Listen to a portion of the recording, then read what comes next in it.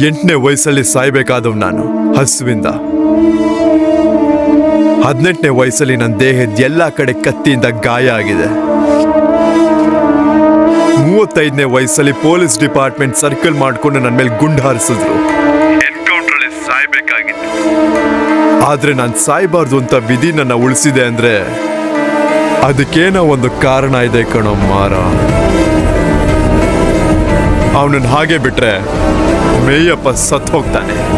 ಬೇಗ ಬಂದು ಅವನ್ ಕರ್ಕೊಂಡು. ಇವಾಗ ನಮಗೆ ಇರೋ ಸಮಸ್ಯೆ ನನ್ಗೂ ಮೇಯಪ್ಪನ್ಗೂ. ನೀನ್ ಯಾರೋ ಮಧ್ಯದಲ್ಲಿ. ಚುಟ್ಟು, ಯಾರ ಹತ್ರ ಮಾತಾಡ್ತೀಯ ಗೊತ್ತಾ?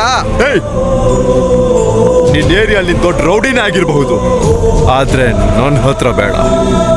ನನ್ ವಿಷಯಕ್ಕೆ ಯಾಕೆ ಬಂದೆ ಅಂತ ಪ್ರತಿನಿತ್ಯ ಕೂಡ ಕಣ್ಣೀರ್ ಹಾಕ್ಬೇಕು. ರೈಟ್, ನಾನು ನಿನ್ನ ನೋಡೂ ಇಲ್ಲ. ನಿನ್ ಸಾವು ನನ್ ಕೈಯಲ್ಲೇ ಕಣಲೇ.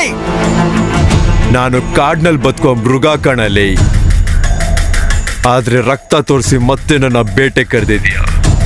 ಇನ್ನು ಯಾರ್ಯಾರು ಬದುಕ್ತಾರೆ ಅಂತ ನಾವು ನೋಡೇ ಬಿಡೋಣ.